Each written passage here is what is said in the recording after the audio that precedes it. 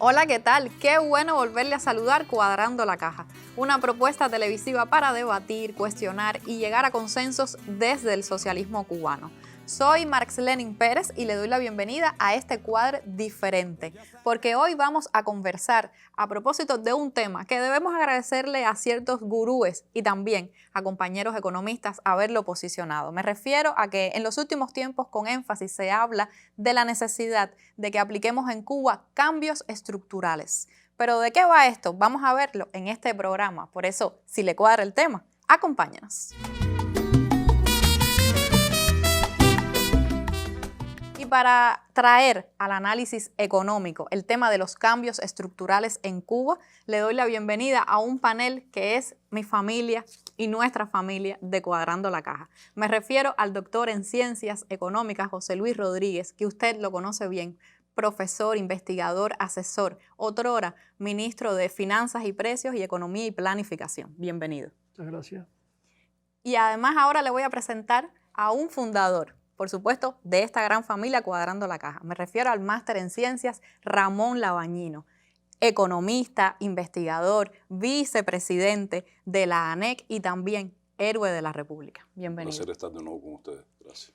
Y con nosotros, lo dejo para el final porque, bueno, es parte también del equipo técnico de este programa. Me refiero a quien además ha sido conductor de Cuadrando la Caja, el máster en Ciencias, Rafael Montejo, profesor, investigador y que además ahora regresa al Centro de Estudios de Técnicas de Dirección de la Universidad de La Habana. Bienvenido. Gracias por la invitación. A ustedes tres, muchas gracias por aceptar la invitación y el reto de venir a la televisión a aterrizar un tema que en apariencia se nos queda muy abstracto porque, como les digo, ciertos gurúes lo ponen sobre la mesa pero no lo concretan y para eso estamos nosotros hoy Cuadrando la Caja. Cambios estructurales en Cuba, desde un enfoque económico, por supuesto. Pero, ¿de qué se trata? ¿De qué estamos hablando cuando decimos cambios estructurales, Montejo?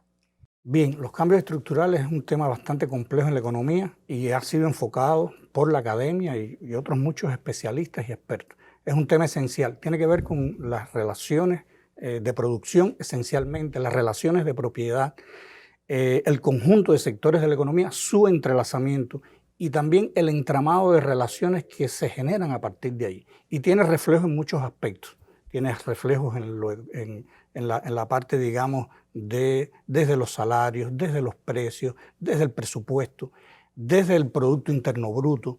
Entonces, realmente la estructura económica y los cambios estructurales afectan a toda la economía y a toda la sociedad en su conjunto. Develar sus, digamos, sus principales deformaciones es importante para cualquier economía, porque, digamos, cualquier cambio va a afectar al resto de los componentes de la economía, empresariales, no empresariales, el resto de las instituciones y lo social también.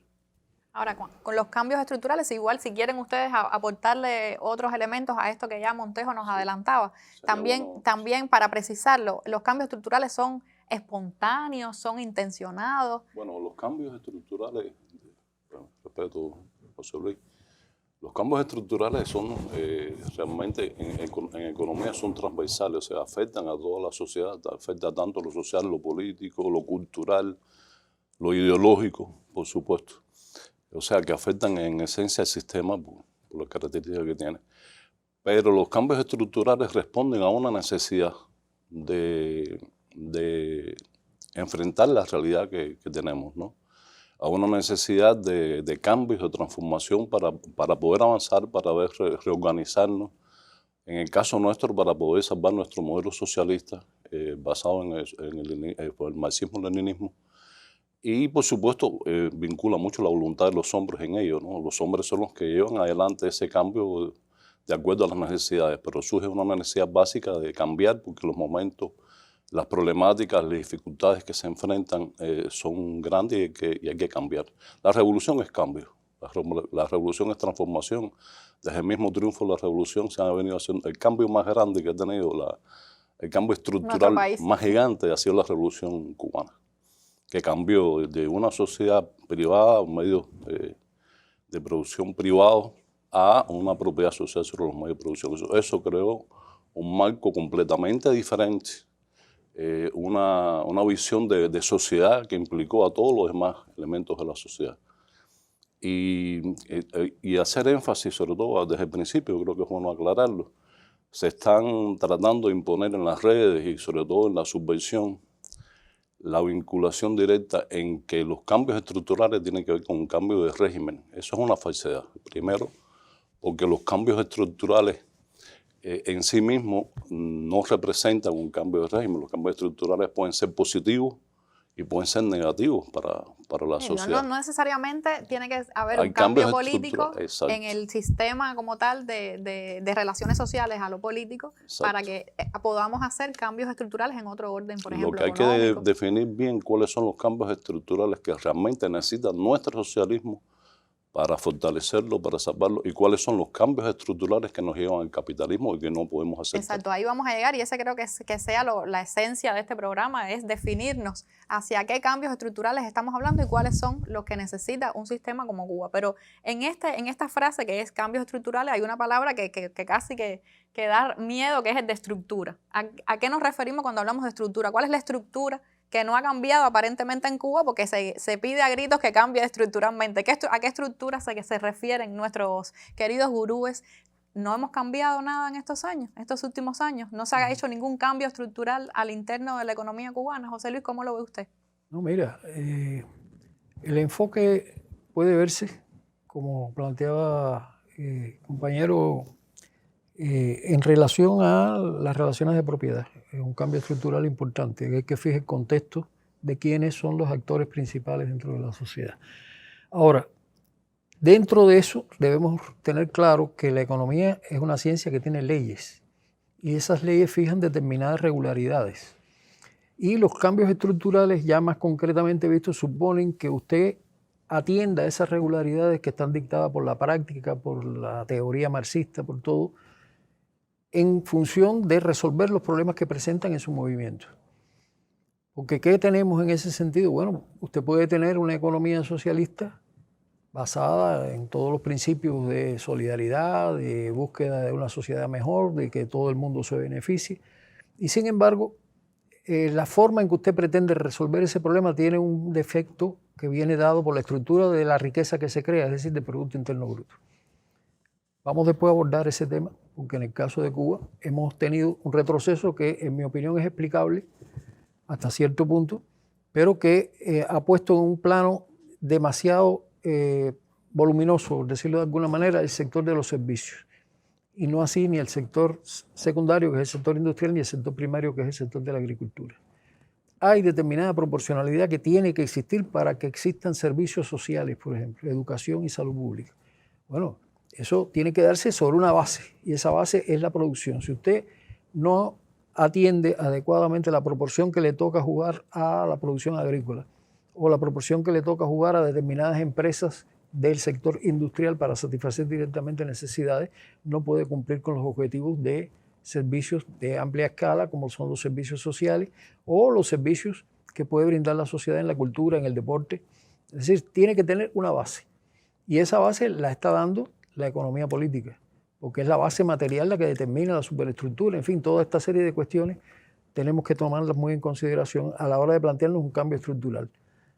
¿Qué se plantearía en este sentido? Bueno, ¿qué tenemos que hacer para que la estructura sea adecuada al nivel de desarrollo que queremos llevar a la sociedad? Ahí hay cifras que se analizaron hace ya algunos años de el peso que tenían determinados sectores y el peso que debían tener. Y hay un modelo que se hizo en ese sentido. Bueno, para que la economía cubana crezca y se desarrolle, porque para desarrollarse hay que crecer, no solamente es esa condición, tiene que haber también un contenido social, pero bueno, en principio tiene que haber un crecimiento de la economía. Bueno, ¿qué proporción en ese sentido tiene que crecer el sector agrícola? Que ha estado en los últimos años en torno al 3% del Producto Interno Bruto, ocupando, la última cifra era el 18% de la fuerza de trabajo. Cuando usted tiene mucha fuerza de trabajo y poco aporte, eso es baja productividad. Ya está incumpliendo una de las proporciones básicas en ese sentido. Entonces, ¿qué proporción se ponía en aquel modelo que se corrió hace, repito, algunos años? Bueno, debía tener un peso aproximado de un 10% el sector agropecuario, que no lo hemos logrado a lo largo de estos años. Al contrario, hemos ido hacia atrás. El último año que estuvo en ese entorno fue en 1989, que fue el 11%, de Producto Interno Bruto. De ahí para abajo ha venido. Es decir, ha habido un peso relativamente menor cada vez de la agricultura, partiendo de que se iba a desarrollar sobre la ciencia y la técnica, la automatización, etcétera, etcétera, procesos que no han culminado, producto de que todo eso lleva, porque tenemos que decir siempre claro cuál es la gasolina que mueve el carro del cambio estructural, es la inversión. Si usted no tiene una estructura de inversiones adecuada para producir un cambio estructural adecuado, no va a caminar. Y ahí también tenemos problemas con las inversiones en la agricultura, porque han estado bajando, lejos de subir. Hoy hablamos de un programa de seguridad alimentaria y sin embargo es mínimo lo que se destina a la agricultura en el capítulo de inversión, está en el torno de 2 y pico, 3% también. Es decir que evidentemente requerimos un cambio estructural.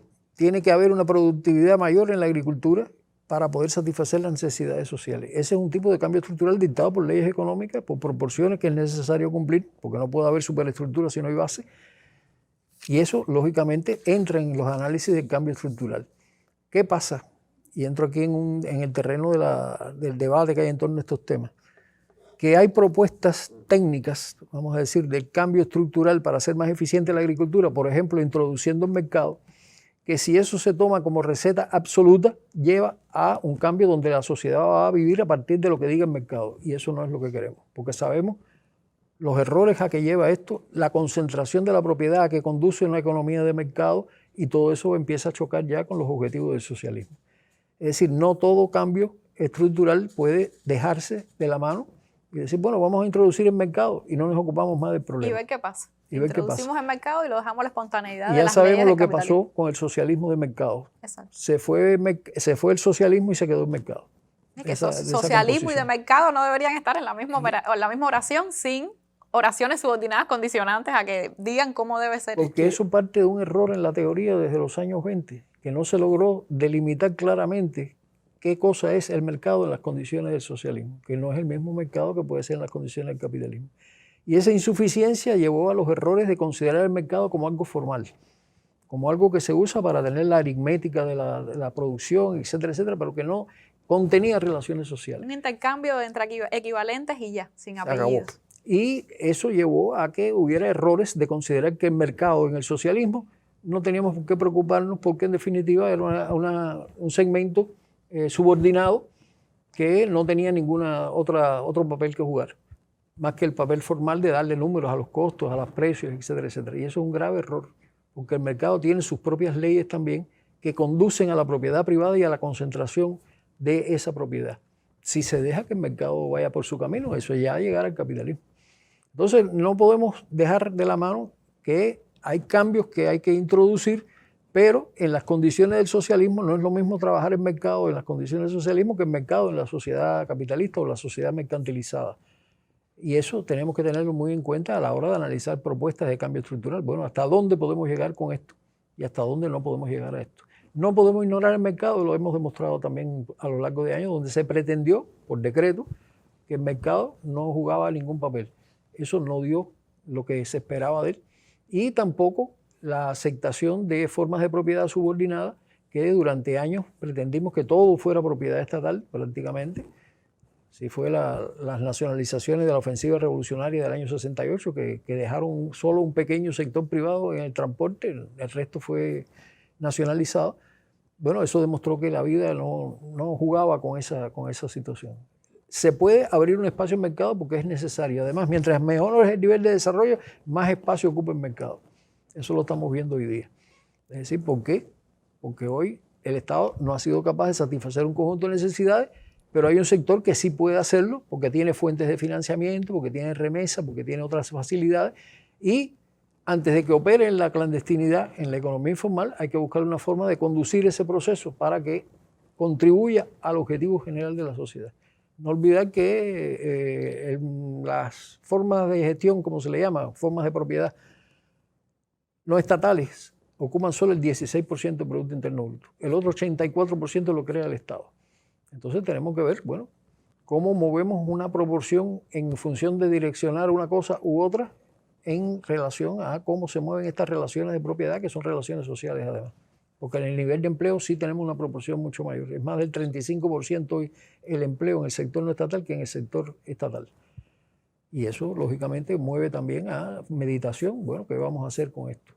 Bueno, y estamos hablando de cambios estructurales en Cuba desde el punto de vista económico. Si usted llegó ahora al programa, quédese con nosotros porque estamos cuadrando la caja justamente en los límites de por dónde debemos orientar esos cambios estructurales.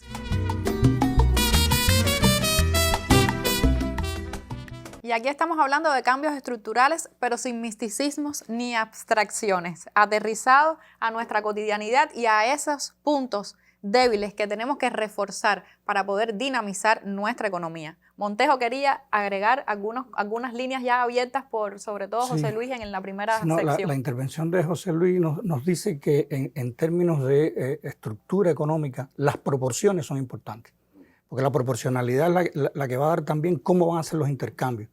Y esos intercambios ponen equilibrios o desequilibrios en la economía. Pero viendo el tema de la agricultura, por ejemplo, la proporción es que la población cubana, el 75% vive en ciudades. Y hay una parte de esa estructura que la heredamos. También heredamos una determinada estructura que tiene que ver con cómo está distribuida la tierra. Y se hicieron reformas agrarias, pero también hemos fragmentado excesivamente, a mi juicio, la tierra tal como está. Es decir, la tenencia de la tierra hoy está excesivamente fragmentada. Porque si ahora hay una producción que es a gran escala, pero la tierra está fragmentada, ¿cómo lo resolvemos? También hay otros temas estructurales que están también en lo profundo de la economía, como por ejemplo, ¿cuál es la calidad de los suelos? Hablando solo de agricultura, ¿cuál es la calidad de los suelos? ¿Tenemos suficiente agua? En fin, las personas que van a trabajar en la agricultura. Ahí, ¿cuáles son las unidades productivas? Son cooperativas, personas solas. Entonces, lógicamente, la estructura nos va a guiar de cuáles son las proporciones que deben tener la economía y nos da visiones sobre cuáles son las posibles soluciones. Porque además hay otros elementos también que tú preguntabas, ¿son planificados o son espontáneos? Bueno, una parte pueden ser planificados y una parte pueden ser orientados, pero hasta un punto hay veces que hay efectos que pueden ser no deseados tratando de solucionar un problema. Y si no hay integralidad, entonces esa genera otras deformaciones. Entonces, también hay que preguntarse, nosotros siempre nos preguntamos, bueno, cambios estructurales, sí, correcto, pero ¿para quién? ¿En qué momento? ¿Cómo? ¿Con qué gradualidad o no? ¿Con qué contingencias podemos resolver determinados problemas y capacidad de prever qué otros problemas pueden surgir? De eso es de lo que se trata cuando se habla, a mi juicio, de cambios estructurales. Y cambios estructurales hemos estado haciendo también con énfasis en los últimos tiempos, porque todo este mayor protagonismo que se le ha dado a ese nuevo sujeto económico desde lo privado, para mí eso es un cambio estructural, ¿o me equivoco? Es un cambio justamente en la línea que decía José Luis de las relaciones sociales de producción, relaciones materiales que están condicionando, por supuesto, nuevos tipos de entender las dinámicas en nuestro país. Esos son cambios estructurales. Claro. Ahora, la pregunta es, ¿esos cambios estructurales han sido hasta cierto punto sensibles a la hora de introducirlos en nuestro país? Porque cambia una dinámica que veníamos justamente, como nos decían ustedes, en esa socialización, en esa estatalización de la propiedad y de la producción. ¿Nos han alejado o nos han acercado a esa economía que queremos y que necesitamos? ¿Cómo están influyendo esos cambios estructurales en las actuales condiciones de vida de nuestro país? Sí, mira, sin duda, uno de los cambios estructurales que más impacto en los últimos tiempos ha tenido es agosto de 2021, cuando se autorizó la creación de las nuevas formas de gestión no estatal, por una necesidad. Y esto es un cambio estructural. O sea, ante una necesidad real del país, ante el bloqueo, ante la situación de crisis económica que estamos enfrentando, y cómo enfocarlo, qué proporción, como decía José Luis, debe tener dentro del peso de la economía nacional. Pero además de eso, también enfrentar una de las problemáticas que tenemos, que es la fuga del capital humano de las empresas estatales al sector privado. ¿Cómo nosotros podemos revertir ese proceso? ¿Cómo retener la fuerza de trabajo? Vamos a introducir la ciencia y la técnica. Vamos a utilizar otros métodos más avanzados en este proceso. Vamos a subir los salarios. Los incentivos que en otras ocasiones hemos conversado. Exacto. Lo que quiere decir que cada vez que uno enfrenta un proceso de cambio estructural, debe ser un proceso de un modelo de aproximaciones, pero que tiene muchos factores que tomar en cuenta. Porque tú no puedes subir el salario si no hay producción. Tienes que tener un respaldo productivo.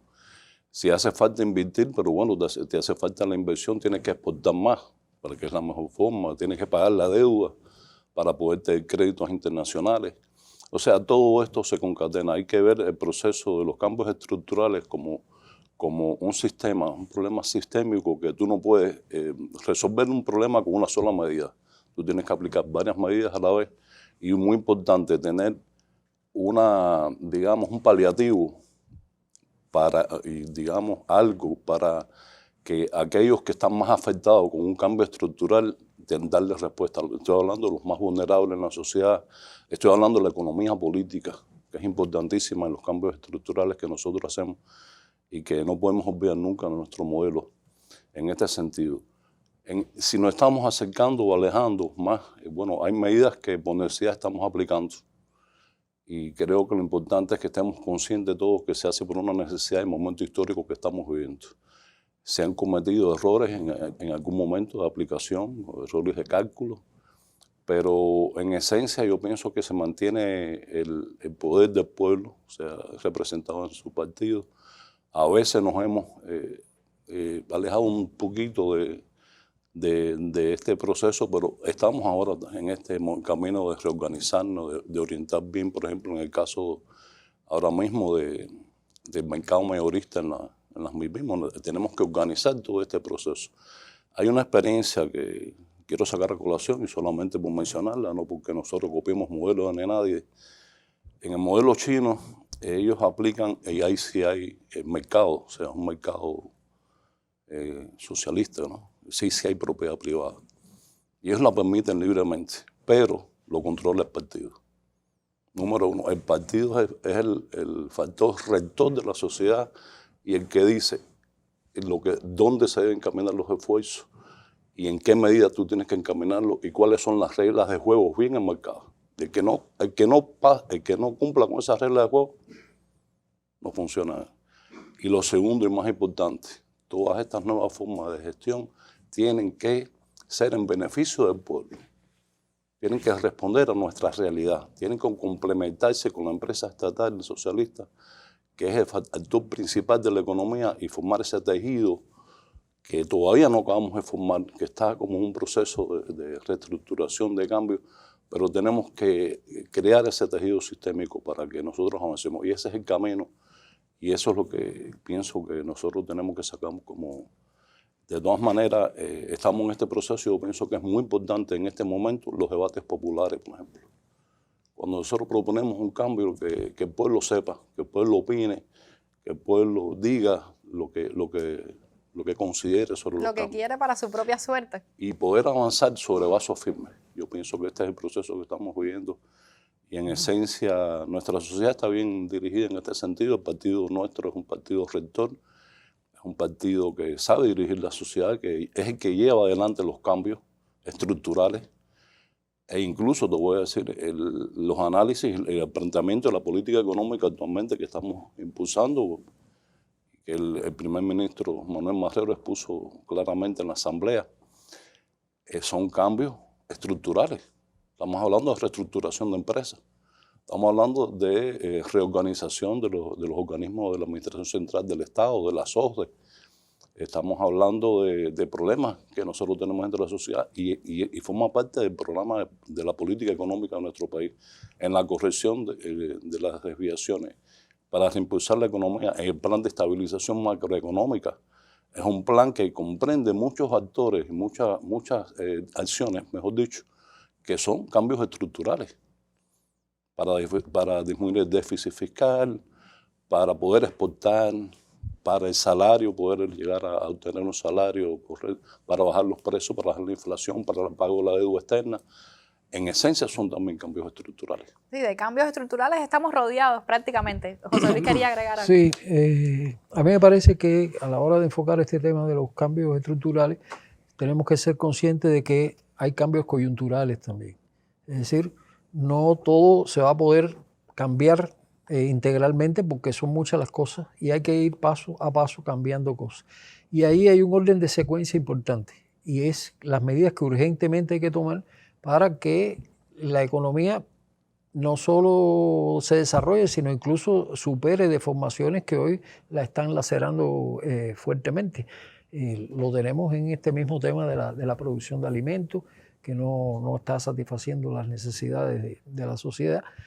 Y hay que atender esos problemas urgentes. Es decir, tú tienes que tener eso presente. ¿Cómo lo haces? Bueno, hay que ir a determinadas concesiones, no de principio, pero tienes que hacerlo. Bueno, tenemos que conseguir financiamiento.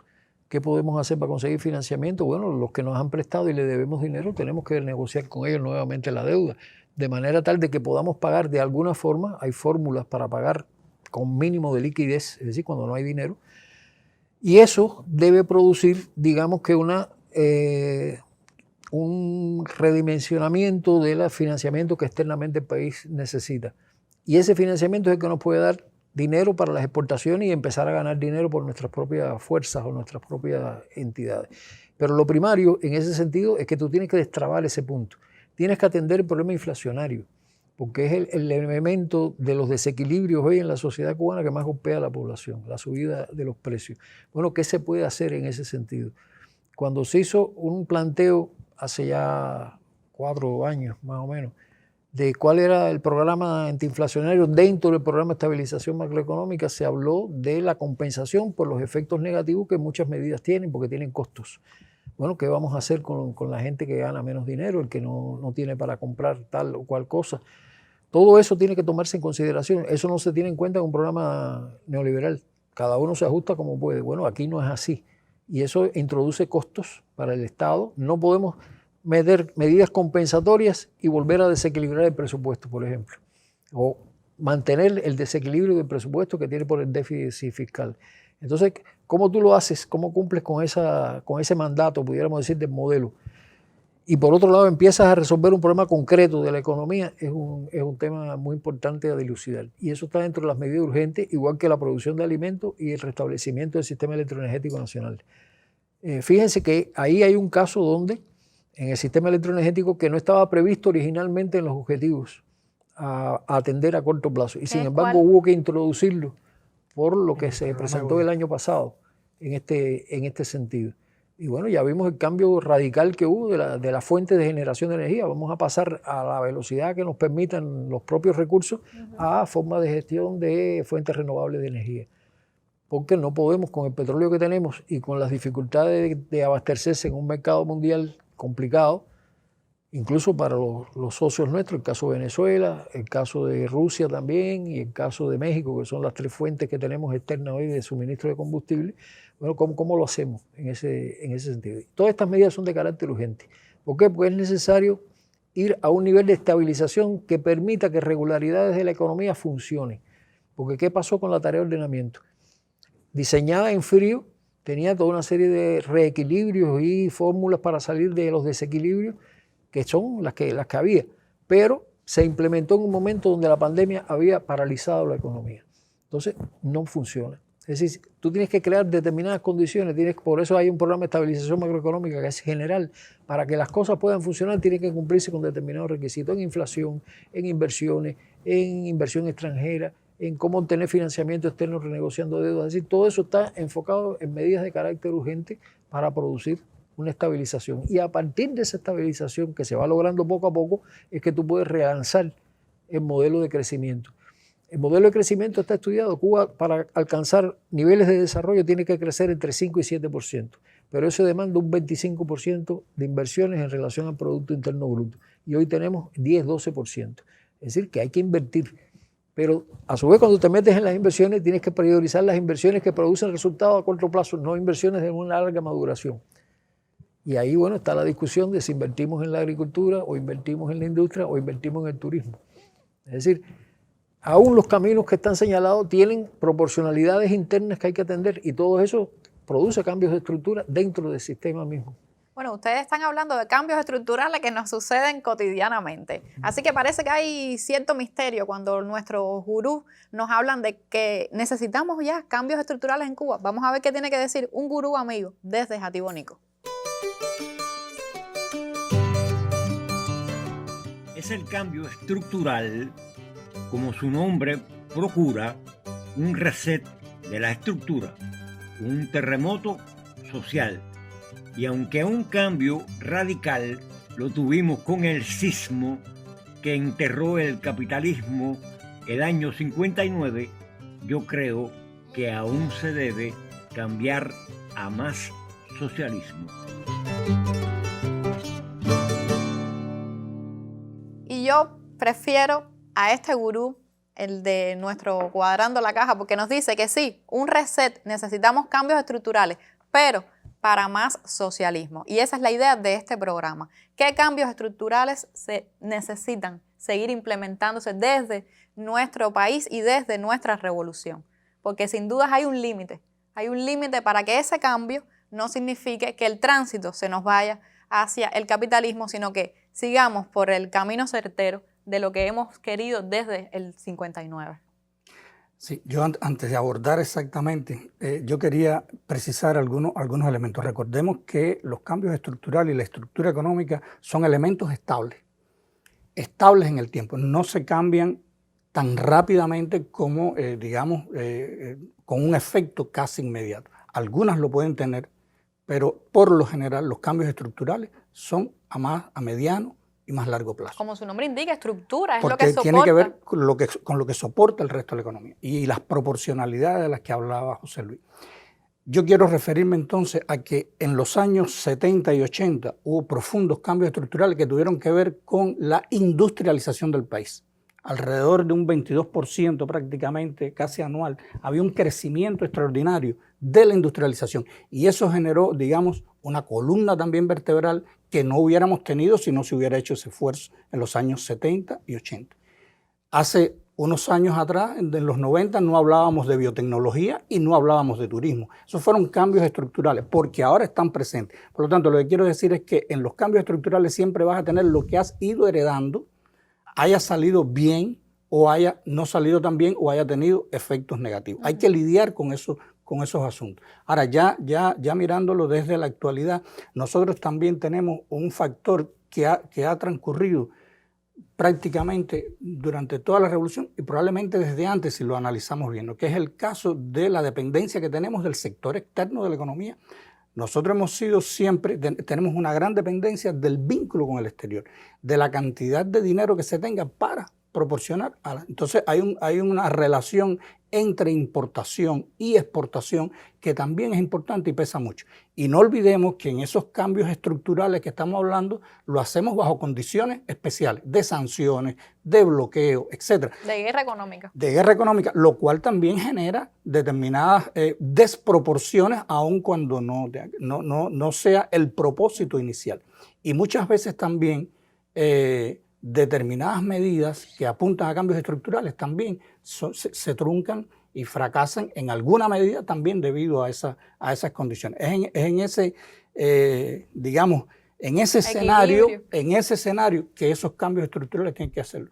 Porque no olvidemos entonces que ahora vienen nuevos actores y aquí lo importante de los cambios estructurales es la integración. Es decir, ¿hacia dónde deben apuntar? Bueno, hacia integrarse dentro de una hegemonía de las relaciones de producción socialista, que es lo importante. Por eso siempre en todos los congresos del partido se ratifica la empresa estatal socialista, la planificación, es decir, elementos que son esenciales al socialismo. Y dentro de eso es lo que tiene que considerarse esos cambios estructurales, que nunca van a tener un efecto inmediato. Y coincido con José Luis no solo en la gradualidad, sino también en los tiempos. Los tiempos son importantes. Yo creo que cambios estructurales importantes sin resolver problemas previos como el déficit fiscal, la inflación y tener controlado esos elementos, todo lo otro que hagamos entonces se puede hacer ya con, digamos, unas finanzas más saneadas. Y eso también permite determinados elementos como influir en los salarios, influir en los incentivos, pero también hay que destrabar todo lo que podamos destrabar con respecto a las exportaciones, es decir, a captar las divisas que permitan después pagar, sin eso no es posible. Entonces, bueno, y yo creo que se han creado potencialidades, que es otro elemento donde nosotros tenemos que ver bien cuáles son las reales potencialidades desde el punto de vista estructural que tenemos, que no lo aprovechamos lo suficiente, aún con todas las desventajas que podemos estar conversando. Entonces, allí yo creo que apuntan esos cambios, a buscar las reservas que realmente tenemos. Ramón, en este sentido, ¿qué te gustaría ir? ¿Qué ideas importantes se te quedan hacia el final del programa? En los cambios estructurales creo que una cosa importante es establecer prioridades Primero por la situación tan difícil que estamos enfrentando, el bloqueo y todas las condiciones críticas que estamos. Pero hay que tener un nivel de prioridades para saber cómo encaminarnos. O sea, tienes que ir, bueno, vamos a enfocarnos en tales y tales aspectos, la economía, la agricultura, producir más bienes y servicios para el pueblo. Pero, y de eso, todo lo que tiene que ver, que vinculado a ese efecto, porque eso tiene mucho, como bien explicado José Luis y Montejo, tiene muchas implicaciones en otros sectores de la economía. Nosotros estamos haciendo cambios estructurales muy importantes hoy en día. Por ejemplo, la misma bancarización es un cambio estructural importantísimo, la informatización de la sociedad, la aplicación de la ciencia y la técnica, los cambios en biotecnología, para incluso como renglón exportable, en Biocuafarma, los productos farmacéuticos nuestros. Y hay una nueva opción que yo pienso que pudiera afectar y va a afectar mucho el presente y futuro de Cuba desde el punto de vista estructural y mucho más allá de que estructural, que es que Cuba se ha convertido en invitado de los BRICS, por ejemplo. No es miembro efectivo todavía, pero es un invitado de los BRICS. Entonces estamos hablando de un panorama diferente, un panorama en el cual hay relaciones de intercambio diferentes basados en principios de ganar ambas partes, donde hay respeto a la soberanía nacional, donde nadie te impone el criterio, y tenemos un mercado importantísimo que nosotros podemos explotar mejor, ¿no? E incluso en el proceso de desdolarización, o sea, hay potencialidades a través de los BRICS de nosotros poder pagar en otras monedas, incluso en nuestra propia moneda con algunos mecanismos financieros que se creen, o pagar en monedas que no sean dólares. Son potencialidades, hay que ver cómo podemos avanzar y cuánto podemos avanzar, pero eso sería un cambio estructural enorme para la realidad cubana, en la cual nosotros estamos enfocados hoy en día. Y yo pienso que dentro de estos panoramas que nosotros estamos enfocando, va a tener mucho impacto la ciencia y la técnica, tal y como hizo nuestro presidente, enfocándonos en la innovación, en la ciencia y la técnica, en los métodos de dirección más sofisticados, en buscar mecanismos que nos permitan avanzar más. La única, digamos, reflexión es enfocar que los cambios nuestros estructurales son siempre, y vamos a la esencia del debate, para defender nuestro socialismo, para perfeccionarlo, para hacerlo más eficiente, para que nosotros podamos salir adelante por la vía del socialismo. Y hay cosas que no se pueden hacer. Hay cosas que no se pueden hacer. No sé si la pregunta le iba a hacer esa idea me parece central. Los cambios estructurales que no se podemos hacer. Y un cambio estructural económico es, por ejemplo, el libre mercado. Todas las ideas neoliberales de liberar el mercado como el gran estabilizador universal, que las propias leyes de oferta y demanda del mercado va a regular todo, y que el Estado sea pequeñito y el Estado que prácticamente no tenga decisión sobre el mercado. Eso es un desastre, eso nos lleva al capitalismo y ya hemos visto las fórmulas que se han aplicado en países como Argentina, Uruguay, etcétera, que la pérdida de todos los programas sociales, aumento de la pobreza. Eso no es posible en las condiciones del cambio estructurales en Cuba, no es la vía. Como no es la vía tampoco privatizar los medios fundamentales de producción, no es la vía. Pero yo te diría que hay una fuerza importantísima que no se puede tocar bajo ningún concepto, que va mucho más allá que la economía. Y es el papel director, el papel del Partido Comunista de Cuba al frente de la dirección del país. Es el partido que nos une a todos los cubanos. Y tiene que haber un solo partido, que es el partido nuestro. No todo lo que tenga que hacer referencia al pluripartidismo en estos momentos críticos, y yo pienso que mucho más adelante, pero todo lo que tenga que ver en tratar de dividirnos, crear otros partidos políticos y las supuestas elecciones burguesas, etcétera, nos haría un daño tremendo y eso no puede pasar. O sea, todas las concepciones que vayan en ese camino no son cambios estructurales que nos llevarían a defender el socialismo, al contrario, nos llevarían en la senda del capitalismo. Los mismos medios de comunicación, privatizar los medios de comunicación es como privatizar la conciencia política e ideológica de la nación. Eso es una cosa que no debe hacerse, entre otras, ¿no? Un partido con la claridad teórica, conceptual, política, justamente para tener esa línea y ese equilibrio entre cuáles son los cambios estructurales que sí necesitamos y cuáles son aquellos que bajo ningún concepto, porque son cuestiones de principio, podemos coquetear ni siquiera con ellos. José Luis, hacia los minutos finales, Sí. las ideas más importantes que usted todavía necesita poner. Bueno, a ver, una síntesis en este sentido es la siguiente. Nosotros estamos enfocados en una serie de cambios ahora que están contenidos en los 10 objetivos del programa de gobierno que se aprobaron para este año, donde hay toda una serie de medidas concretas, ¿no?, en esta dirección, empezando por la aplicación, que es el primer objetivo, la aplicación del programa de estabilización macroeconómica. Creo que nosotros, nos referimos a los que no somos actores decisores en este sentido, tenemos un papel que jugar también para tratar de llevar a la academia, para tratar de llevarlo a la población a través de la prensa, a través de programas como estos. Primero, el sentido de realidad que tiene nuestra situación en este momento, que es una situación bien complicada. No es comparable, pienso yo, con la que vivimos en el periodo especial. Allí había otras cuestiones que estaban peor que las que podamos pensar hoy día, pero requerimos partir de principios que el comandante en jefe siempre defendió, que hay que explicar las cosas muchas veces. Porque todos estos temas que estamos hablando, por ejemplo, de mercado cambiario o la renegociación de la deuda, son temas complejos, son temas que no se resuelven con un choque de hacer alguna cosa y ya. Y eso requiere explicación. Y junto a eso, también mantener el principio, que el comandante fue un paladín en ese sentido, de hacer cosas que den resultados, que la gente lo viva, que la gente lo sienta. Yo estaba meditando, viendo ahí, por ejemplo, las proporciones de las inversiones que se hicieron en los 60, que fueron concentradas en la agricultura, para la caña, el plan de los 10 millones, el peso que tuvieron las inversiones sociales. Porque Fidel fue muy claro en ese sentido. Nosotros veníamos de una sociedad capitalista, de una sociedad donde la lucha por la sobrevivencia es el hombre contra el hombre. ¿Qué puede hacer el Estado para llevar un mejor nivel de vida de la gente? Muy rápido.